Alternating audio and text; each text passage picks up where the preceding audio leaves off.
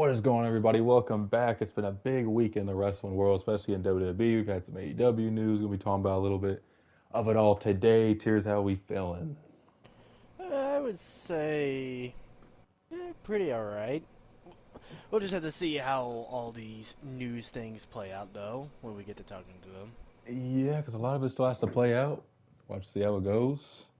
First topic, we're going to be talking about Seth frickin' Rollins returned on Raw. Not really as long of an absence as I thought. I did hear they were trying to get him back quickly, and he came back, cut a promo, big pop. Everybody excited to see Seth Rollins, one of the best workers you'll see. And Priest came out. Looks like we're going to be getting that at Money in the Bank. And the funny thing is, I never realized this, but Rollins was like, "Yeah, me and you are very identical, Priest." And I never really thought of it, but he was like, "We both won Money in the Bank. We both were in groups. We both cashed in at WrestleMania, and we both won our first world titles at WrestleMania." I was like, "Wow, that's actually kind of funny." It's a Anyways, good thing to acknowledge that. it It's is, just yeah, weird to think about that, though, too. it Because I is. feel It's like a like weird that one. was not planned for Priest. Nah, definitely not. Priest ended up I think it was Priest who challenged Rollins, or maybe it was one of them challenged the other. Uh, Rollins was. Oh, go ahead. Basically, what happened was Rollins said he was going to be in the Money in the Bank match, and Priest just came out and said, like, nah, you don't have to worry about Money in the Bank. I want you now, or at Money in the Bank. Yeah, I remember something about Money in the Bank, and then I couldn't remember if it was Rollins who challenged him and said, you know what, screw Money in the Bank, I'm cashing my rematch. So, it's a good way to remember that. So Priest and Rollins at Money in the Bank should be a fun match. Priest had a good reign as we talked about before. So Tears, if you're booking this match, who do you have win? Do you have Rollins win and face Gunther at SummerSlam, or do you keep Priest champion and have Gunther beat Priest for the title? What's your idea of how you would go about this whole Rollins and Priest match?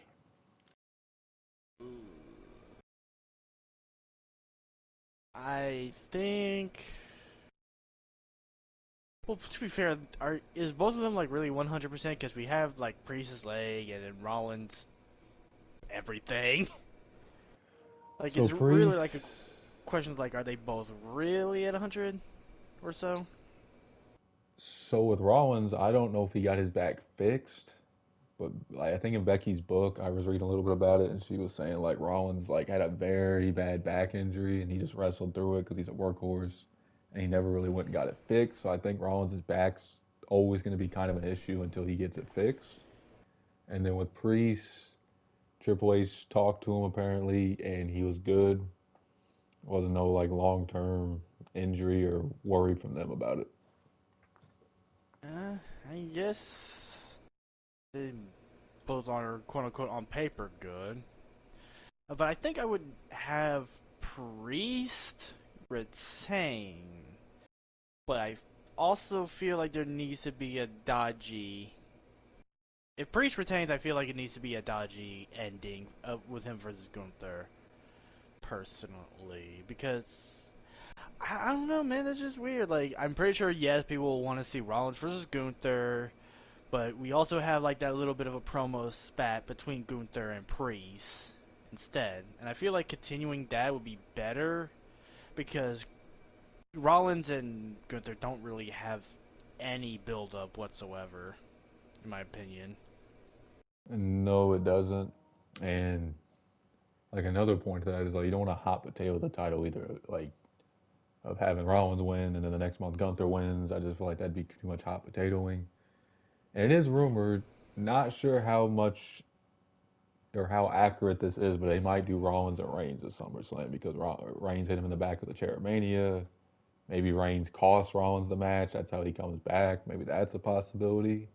Because Rollins is definitely going to be in a match. It's just what match. So maybe that's the direction they go. Priest wins by interference from Reigns, and then they do Priest and Gunther and Rollins and Reigns. I think that would make a lot of sense for the Well, pay the per reason I view. said dodgy finish between Priest and Gunther is because I feel like at this point we're kind of like basically showing like Priest is becoming a face-ish individual and going up against like the Judgment Day motto.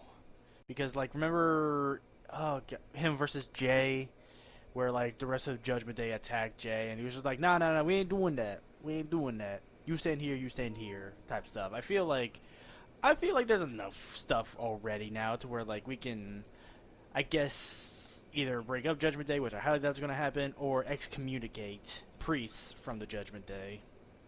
That's definitely a possibility. Like Judgment Day's probably gonna stay together for a while longer. It just depends if Rhea and Dom are already gonna have their issues, and then Priest and Finn have their issues. So it's a lot going on in that group. We'll just have to see. Either match for me would be fine. I think both matches would be good work wise. It just depends what direction WWE wants to go. I don't see them having Gunther lose no matter who he faces. But just have to So you see. think, so you think no matter what, SummerSlam Gunther's winning the world title? Yes. Yes. That's a that's a bold statement. That's why I don't think Rollins is going to win. I don't think they want to play hot potato, and Priest isn't really going to be a long-term champion. And it feels like Gunther's obviously at that next level. But who knows? WWE swerved a lot. You never know what they're going to do. Yeah, and plus, like, sometimes. I've been hearing, like, a lot of officials in WWE are actually impressed with Priest's run with the title. Like, they are impressed with how he's able to hold himself. He should be. He's a very good worker. You can take him serious as a champion. He's a badass. He's great. Priest has always been great. It's just fans thought he was going to be like a swagger type champion. That was mad disrespectful to me. I didn't really. Just that statement alone. Yeah, like they were like, oh, he's just gonna be a Jack Swagger champion. It's like, come on now, like at least give him a chance to show he could be a world champion. He's done a hell of a job. So Elimination Chamber. Now I don't know how accurate this report is. I did see it on a X feed, so who knows how accurate it is. It's from Ghost of Madness. There has been a pitch made to scrap Elimination Chamber as a premium live event and move the gimmick match as a regular for SummerSlam from 2025. Still in the early discussion stage though. So Tears, what do you think about this? Do you still like Elimination Chamber as its own pay-per-view, or would you like it as if it was like a SummerSlam main event once a year type of match? How do you feel about it? I mean, this does go with what we talked or what we heard about a while ago, where Triple H is probably going to get rid of like the theme pay-per-view stuff. And on one hand, this would clarify for that. On the other hand, I don't see it. Well, no, it debuted as a SummerSlam match, so maybe they could. No, because No Way Out would basically become an Elimination Chamber-esque pay-per-view. I mean, am I mad about getting rid of Elimination Chamber? Not too much, as long as we guarantee at least a year we get an Elimination Chamber match. But on the other hand, kind of removes like it as a big blockade in the Road to WrestleMania gimmick, because like we all love the gimmick for Road to WrestleMania, correct? Absolutely. Alright, so it's just like if you get rid of Elimination Chamber on that like lineup after Royal Rumble, what is there to really be a blockade? You know what I'm saying? Yeah, that's a fair point. Like Elimination Chamber is usually like either number one contender or as a champion going to retain heading into Mania. I was always a fan of like the whole concept to where like, okay, the Royal Rumble winner, he already chose his title that he's going for. The best case to decide the other elimination chamber or the other Royal Rumble I am losing words right now. The other title match is for the winner to go through a different type of grueling match, and that is the Elimination Chamber. I've always been a fan of that, but so to get rid of that, I don't know how I feel about that. I think I'm leaning towards not okay with it, but I'm kind of okay with like getting rid of like the theme pay-per-view stuff still. Yeah, it seems like they're slowly drifting away from that, which is a good thing. The question I have though, would they do both? Like, because they always do women and men's chambers. Would they put those on separate pay-per-views? Would they both be at SummerSlam? Because they're saying they want like a main event of SummerSlam. Like, would they just do men's then, or would they just do like 1 year women's, 1 year men's? Like, curious how they would do that when it comes to having on one pay-per-view and one match on the pay-per-view. So, kind of something to think about. Obviously, it's in the early stages, so who knows if they're actually going to go through with this. But wouldn't hate the idea, but it depends how they do it. I just don't think I would like the idea of just one Elimination Chamber match if that's the case. Because I feel like, to me, it kind of sucks. Yeah, because I Like, mean, it's cool to see you only both get men and women's. one chamber match a year, and you don't even know if that's going to be really good or not. I feel like you need Yeah. a backup chamber just in case. Yeah, you need to like either do it at another paper, or just do one at the beginning of Summer. But then Summer, I just feel like it's Elimination Chamber. Just name some. I don't know. That's Yeah, gonna be it. tough. Mm, I feel like they won't do it just for that specific reason. Could be wrong though. Just have to see what direction they choose to go. So Matt Hardy, obviously he's always saying something. He's very opinionated. Did an interview. Obviously him and Jeff are back in TNA. We'll talk about that in a future episode of maybe them eventually finishing up in WWE. Matt ended up saying, paraphrasing a little bit here, but he doesn't get why AEW wasted the Hardy Boys' incredible star power. Now, Jeff Hardy can still draw. There ain't no doubt about it. Fans love Jeff Hardy, yeah. despite his demons and his struggles with substance abuse and everything else. He's He still a is, name. yes, exactly. So I could get it to a certain point, but Matt's also got, and he did mention this in the interview, like, yeah, Jeff had his DUI, and AEW was trying to do something with him, and then they kind of stopped. But he said after Jeff went and pretty much got himself back to where he needs to be, he doesn't get why AEW didn't use them and take advantage of their incredible star power. So, Tears, what do you think about that statement from Matt Hardy about that? Yeah. I'll put it this way. On one hand, I can understand that. You have the Hardys on your show that's gonna draw, but at the same time, let's be honest. I remember TNA using the Hardys, having them together, and it didn't help them. And Matt Hardy was in a really good angle with Hangman Page for a while. Like, I remember that. That was a huge moment. So I wouldn't really say like they didn't use him properly. I just would say like I'm gonna have to say something probably a little hot take, or maybe not. I don't know how people feel about this, but I don't. I think Matt Hardy is overestimating how important they are nowadays. Because I kind of feel like, oh, the Hardys are here. Okay, that's my take. It's just like okay. It didn't really move the budget for me when they were in ROH. It didn't move the budget for me when they were like mainstays in TNA, but except for like the broken shtick. But other than that, it's just like the Hardys. Yeah, Okay.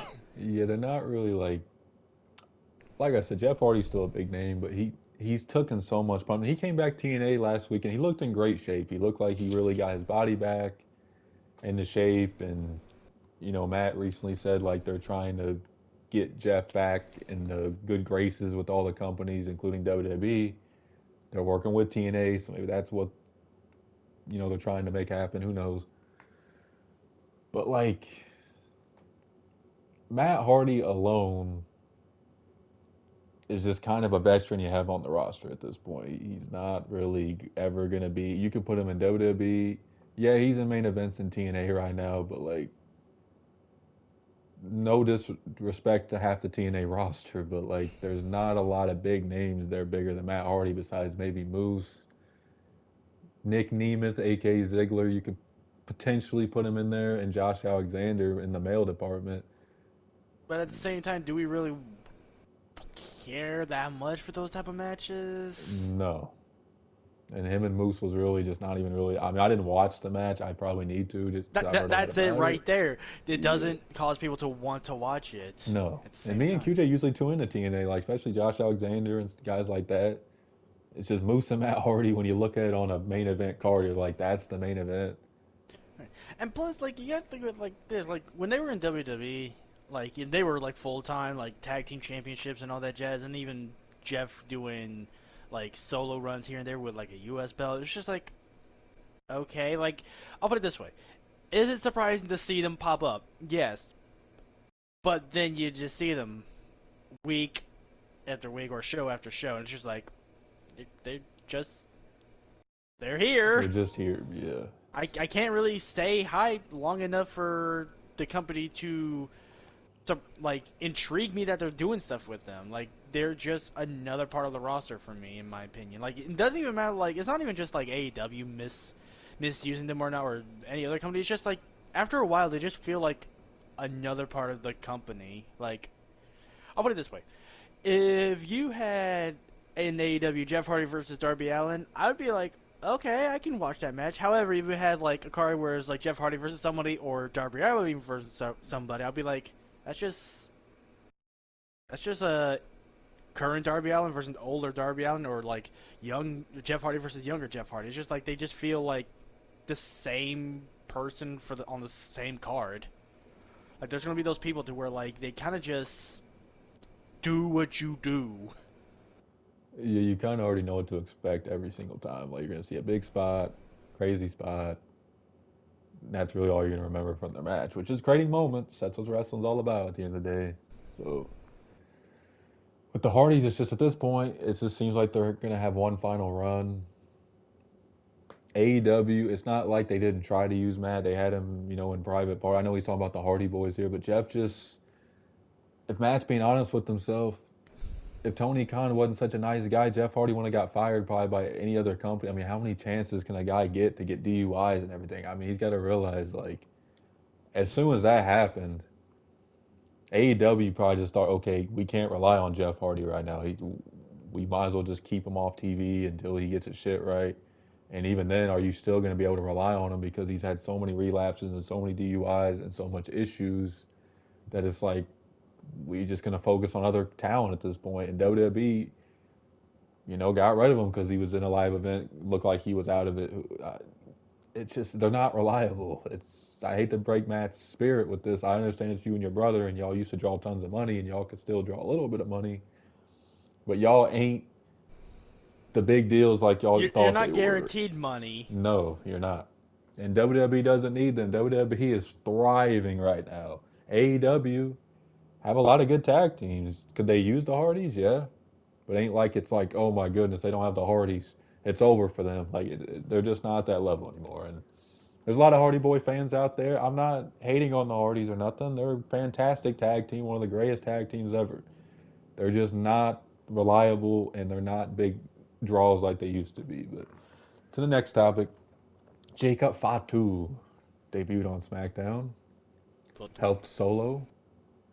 He's going by a different name, I've heard. Not confirmed, but I heard he's going to be something Sokoa. So we'll have to see what exactly that is. Sola or something like that. I don't know. I think it's a whole different name. I don't even think they're using Jacob. But we'll see. Yeah, we'll see. So it looks like we're getting him in the new bloodline, and it was a weird image at the end because it had him, Tamatonga, Tungaloa, and Solo Sikoa all in the middle of the ring. If you would have told me 3 years ago that Jacob Fatu, Tungaloa, and Tamatonga would be standing in the ring in a main event of a WWE show, would have thought you were nuts. So, Tears, what do you think about Jacob Fatu's debut? Are you happy he's in the group with Solo? Is that a concern for you? What do you think about it? I mean, I can still understand, like we talked about a while ago, to where like it will be a concern of overshadowing Solo. But I am still one of those guys to where like I don't see overshadowing as much as other people. I just see it as like, I'm just gonna have more fun people to watch in this group, so I have more reason to like the group. That's pretty much it. Like I'm excited to see Jacob Fatu like do interesting. So I feel like his role might be like the old Bloodline Solo role, like he is the enforcer type gimmick. I could be wrong. I might see wrong. that. Like the protector, kind of like Solo was for Reigns in a way. Yeah, but I'm also afraid of what that's going to entail because I remember a lot of our matches ending because of Solo. I'm worried that that's going to become a one-to-one. Hope not, but definitely could see that. It seems like they're setting up, and I think I've talked about this with you and QJ before, like Survivor Series, they're rumored to be doing like a new versus old Bloodline War Games. It seems like maybe they're potentially setting that up. We did talk about that. We said like it's going to be a War Games, old Bloodline versus new Bloodline. It's going to be potentially Reigns, the Usos, maybe And Sammy. Maybe. just a gag Sammy. It ain't gonna be The Rock, considering this will probably be another topic for another episode, because I don't have all the info myself either. But there might be trouble between but like we might not be getting Cody versus The Rock. I Is it don't because the know the full Rock's story. injury? I saw he had like an injury or something yet. I Or don't was know. something. I just skimmed through that. I didn't look at it. I just was skimming through news, and that was one of them. I didn't look into it because I was looking for specific news topic. If more news comes from it, That's an interesting so one. Jacob Fatu's a hell of an athlete. Probably one of the best athletes in the Samoan family. Seems mm, like from his size, I I, should say. okay. I was gonna say because like I'm gonna be honest with you. I'm a huge Tamatonga guy, so Yeah, that's gonna be a tough one for me to swallow. I shouldn't have said it for his size. Yeah, he's probably one of the most athletic for his size. Cause I saw him doing springboards and everything. I'm just like, what the hell? But We'll then have to again, we see. have Ivar doing some of the same Yeah, stuff. that's true. Him and Ivar, I don't know if that'd be a fun match because it'd be kind of the same. Yeah, Maybe. nah. I actually am like picturing it in my head, and I'm just seeing like just two big meaty men doing Yeah, that'd big be like meaty a Vince things. fantasy. Thank God he ain't there no more. Honestly, like I think their styles work better when they're against smaller dudes because it's just like it's one of those things to where like, oh, you could do this, watch, I can do it too. Like one of those type of things to where You like, like show oh, up. you think I can't do that? Fine, I'll show you. Pretty much one of them show up show up each other type situations. More like one guy tries to flaunt that he could do something crazy. It's just like, okay, now watch, I did it. What do you got to say now? Yeah, that's a fair point. Maybe we'll have to see who they put Jacob Fatu against and what his role is. I mean, when you have him attack three big names like Randy, Cody, and KO, that's a pretty big debut. So hopefully they got big plans for him. We've already heard they were scared to debut him because they didn't want him outshining Solo. So we'll see how they book those two in the same group. That's kind of fascinating to me how that goes. I do like Solo leading a group though. I feel like it's kind of giving him more of his own character instead of just being the guy who's just there to interfere with Reigns. I do like how they book that. What you were saying? Yeah, and I was gonna say like I like the fact like yeah they said they were afraid to do it, but I like that they went ahead and did it even though they're kind of scared. Like it shows me where like they're willing to take like chances on ideas instead of just like holding off on it for so long. And then eventually just never happens, and we just forget that person even exists. At least they didn't do that with them. Yeah, like they just hold off long enough to where like there is no momentum anymore for us to even be interested. Yeah, they definitely didn't wait too long. They definitely tried to pick their spot.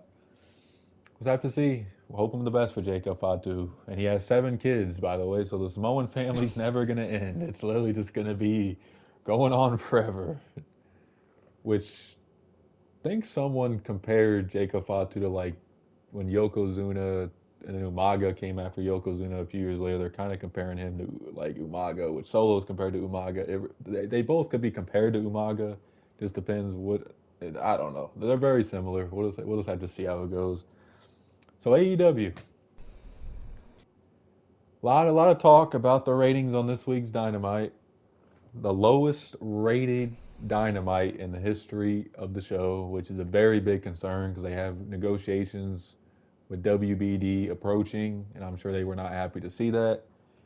The recent Dynamite had only 502,000 viewers. That is not good, and they weren't going against a lot of big other programs. I mean, the NBA playoffs ended.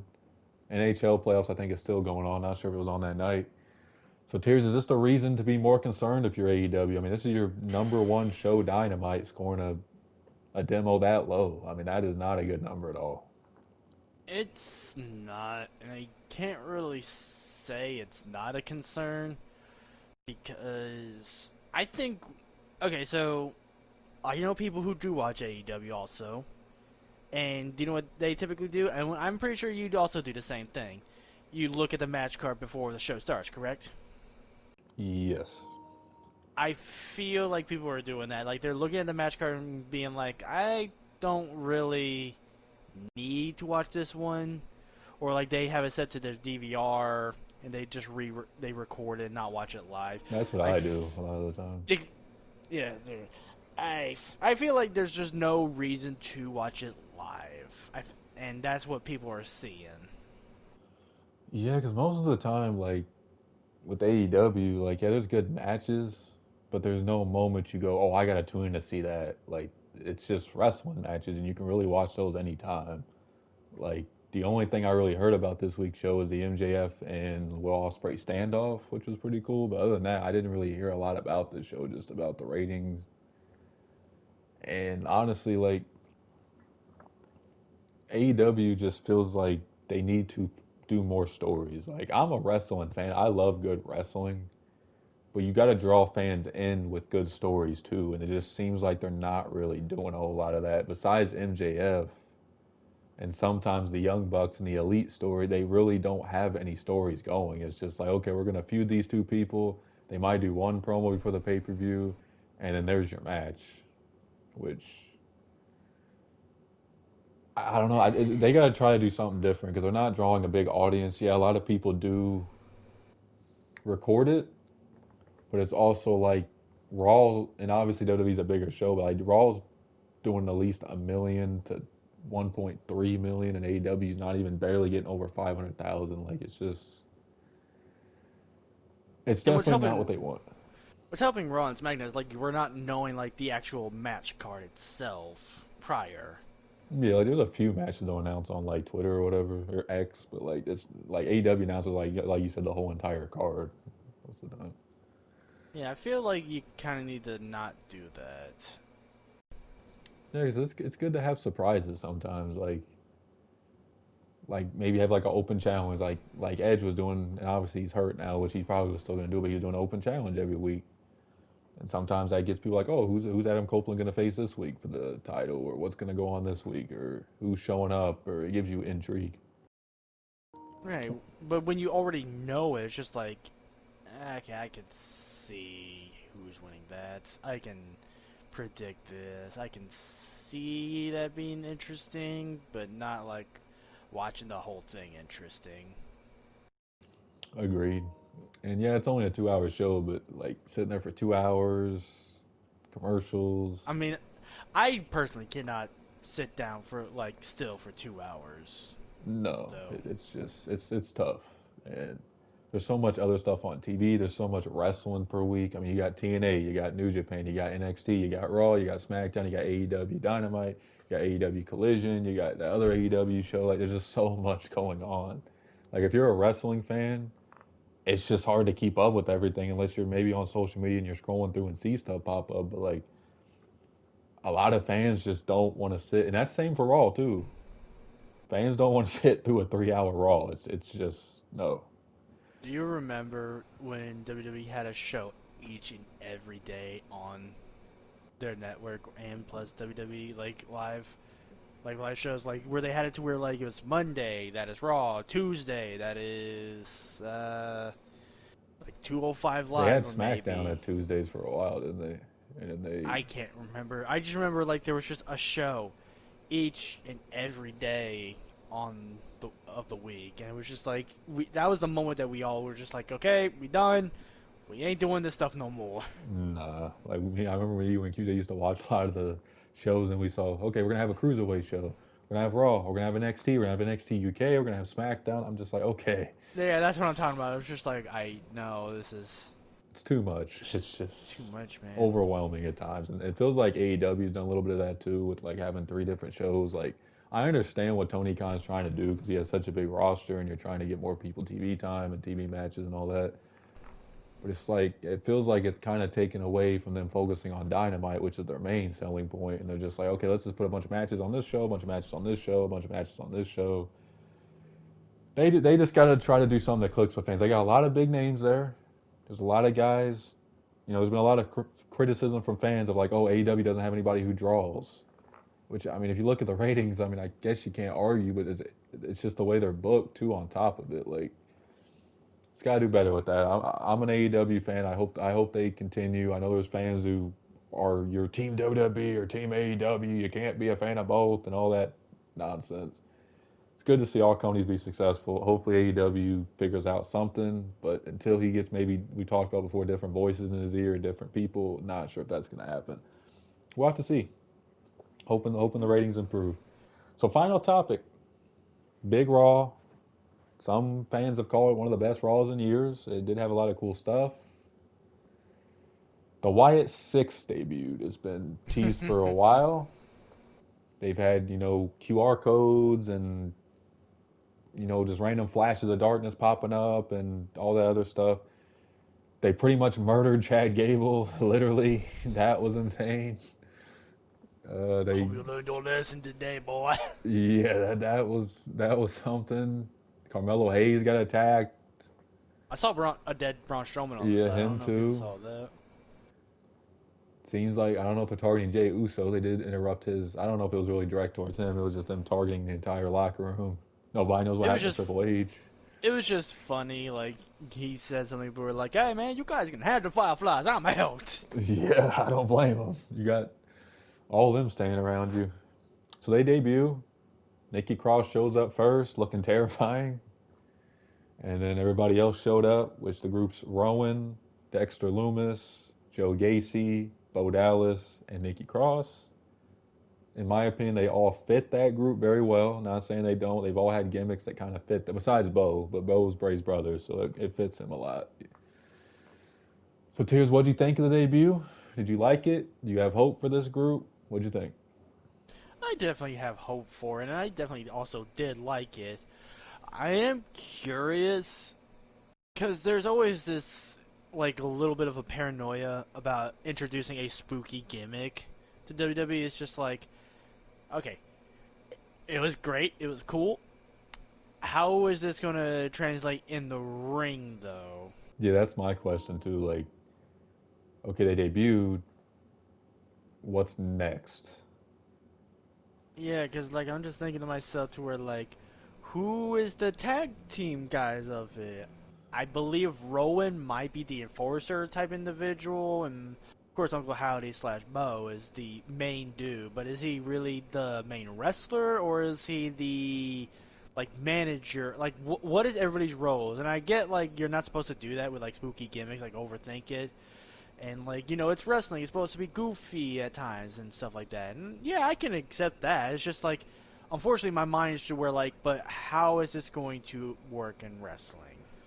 Like, I just can't Yeah, get that out of my head. I'm definitely there with you in that same boat. That's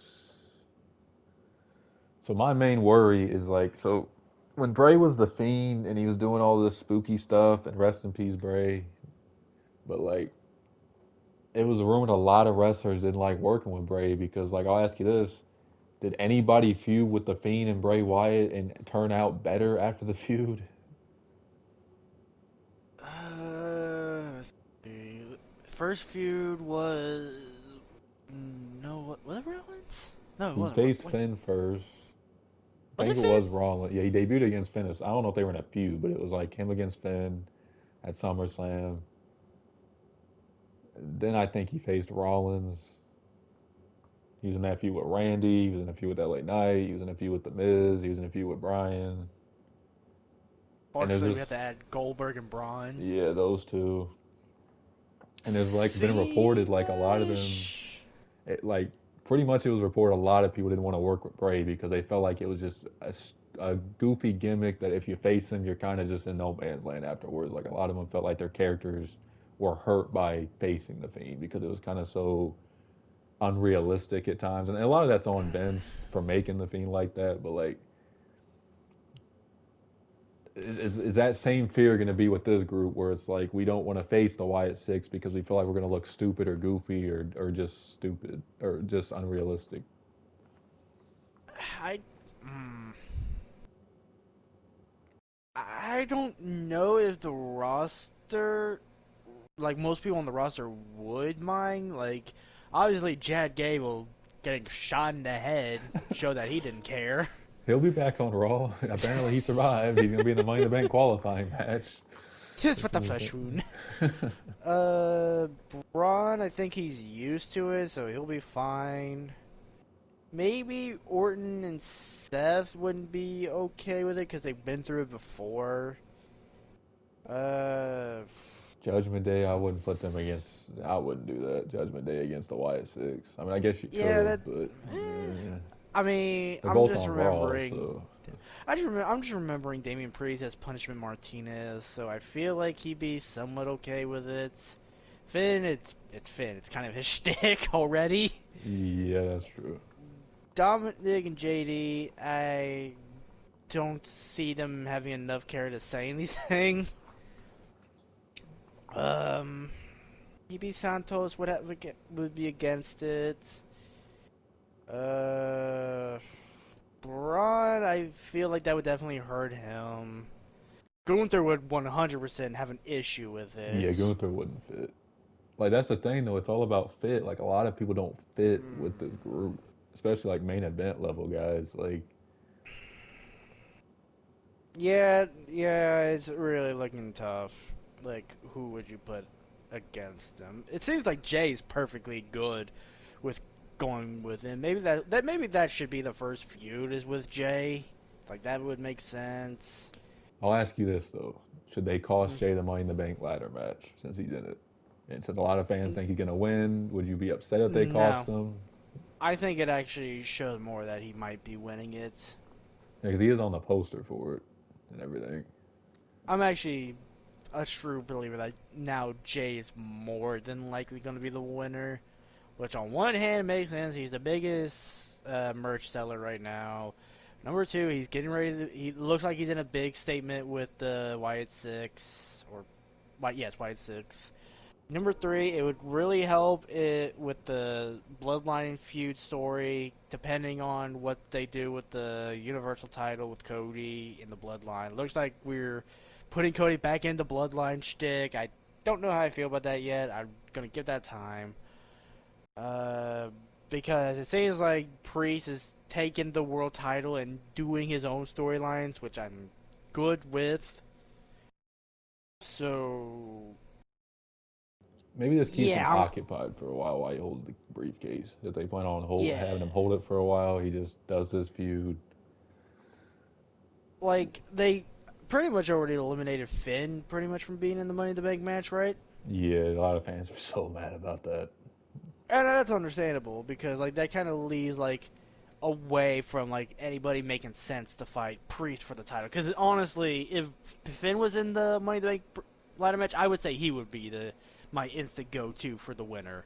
But since he's not going to be in it, it looks like it's going to be Jay in my opinion. And like we can add other people, maybe my opinion will change. But right now I'm kind of just like nobody else makes sense. I can't think of anybody else on the roster to really make sense to me. I mean, Chad Gable won the Money to Make briefcase. It makes What then? sense, but What it like? I don't know if he's. They don't even feel like it. Don't even feel like they trust him as a mid card champion right now. So I don't even know if they would trust him as a world champion. Well, I heard of like an interview with Triple H talking about Chad Gable, to where like Triple H has given and plan on giving Chad Gable everything he promised. We don't know what those promises are, but it seems like Chad Gable is very happy with what him and Triple H talked about. Yeah, maybe he ends up So, winning the title. I've heard rumors him and Sammy might be an Iron Man or something at Money in the Bank. If he's not in the match, maybe they do like SummerSlam or something for that. Who knows? hmm. The YS6 is just. It's gonna be tough to book. Like Cornette was going. He was not a fan of the YS6. He was saying like he was taking the Triple H era seriously. There was no stupid gimmick stuff, and now he feels like this is going back to like the Fiend, where it's just stupid, silly BS that doesn't make any sense. We'll have to see. I'm not a fan of this type of gimmick, so we'll have to see how it goes. I will say about the Money in the Bank, I am a fan of Triple H kind of swerving and having people who haven't really been a world champion winning so far. I mean, Carmelo Hayes pinning Randy was definitely a surprise. I was surprised by that. Fans were mad, but listen, people. Randy's already won Money in the Bank. He's been a multiple time world champion. He doesn't need to Multiple. be in the Money in the Bank. Give some new people some shine. Give somebody like Dragunov a shine, as Gable. Like, make it all six people who've never been a world champion. I think that'd be a really cool thing to do. Vince never really did that much. I So remember when we do universe mode, we kind of made that like a priority to where like it was just people who never been like world champion. But then again, we never booked, we never drafted people who were never world champion. yeah, so it was kind of tough. I guess we went with people who didn't really win for a while or didn't have a lot of success. We'll have to see. Money in the Bank should be a fun pay-per-view. I did see Chelsea Green won the Triple Threat with Belair. A lot of people were surprised by that too. So Triple H is doing like a lot of surprises. So who knows what he's exactly gonna do. Like you said, Jay's the favorite. We'll have to see where that goes. I just don't know about the Y6. I'll give it a chance. Listen, everybody who's a fan of it, I'll give it a chance. I'll give it a month or two. I just don't have a lot of hope because I feel like when you do groups of this, what's the word? Type. Yeah, like this type of gimmick where it's like just unbelievable and they're killing people and murdering a whole backstage area. I'm just like, okay, where do we go from here from this? As long as like I'm not gonna have any real issue as long as we're not like doing like we unfortunately did with the Fiends, where like we're just instantly in a situation where they get titles. Because that was my main issue with the Fiend. It's just like we just jumped into the title scene. Yeah, that was bad. So there was a girl, Wheezy. Shout out to her. She had a theory about why they attacked everybody they did, and she said, if you look at it, everybody who had betrayed somebody or wasn't loyal to family, and maybe that's why they attacked everybody, because they are one big family and they don't like betrayal. Do you think that's a possibility? Because that's what was her theory about that, why they attacked all them people. That would be a fun gimmick, I'll say. I'm not sure that was the intentional plan. Maybe. Oh They were God, you like, see, oh, Mello betrayed Trick, and then you had Gable trying to betray Otis and them, and you like, it's an interesting theory to say the least. why is Braun there? Trying to think, did Braun betray anybody? Because I'm not sure the Wyatt family counts. No. He kind of was still chill with Ricochet. I don't know. I think she said it was Cross, so maybe she thought it was Cross instead of Braun, maybe. Then who did Cross? I don't know. I'd have to go back and listen to her video exactly who everybody Yeah, she 'cause said because I know she mentioned like Carmelo Hayes betrayed Trick Williams and Gable's betrayal and all that. like Interesting did theory. is the Final Testament group done already, or like what? No, pretty much the story they're doing with Cross is he's trying to break up the New Day because he feels like Xavier Woods doesn't get his shine, and that pretty much Xavier Woods should join their group because Kofi's not That's appreciating him enough, basically. So your theory about the New Day is that. looking like it's going to happen of them breaking up. That is something that looks like it's happening. Well, it wasn't a theory. It's just somebody mentioned to her like does the like asking the question to where like does the New Day work in current day WWE? And I just was like, I don't think it does personally, especially without Big E, because Big E was kind of like just Woods and Kofi without Big E just feels kind of what's the word, bland, I guess. I don't know. Like I feel like they're just kind of made to be three of them. If there's not, it's just kind of no point. Maybe that's a hot take, but that's how I feel about it. So hopefully you guys enjoyed this episode.